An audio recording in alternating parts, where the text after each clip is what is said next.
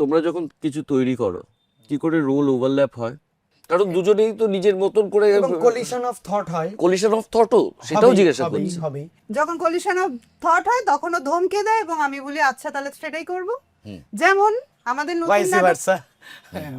যেমন আমাদের নতুন নাটকে একটা ধুনুচি নাচের সিন আছে, সেখানে আমি বলেছিলাম আমাদের 11-12-এ আমরা শাড়ি পরে ধুনুচি নাচ করতাম এবং ও বলে দিল, সৌরভ যেহেতু ডিরেক্টর সে বলল না না রাতে সবটা ঘেঁটে যাবে। আমি বললাম আচ্ছা তবে ট্রাই। তো বকা আমিও খাই।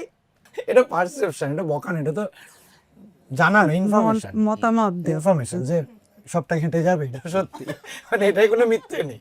আমার শুধু শূন্য নয় অভিনয় ভাল লাগছে, মনে হচ্ছে এই মেয়েটা আমার পাশের বাড়ির হতে পারে।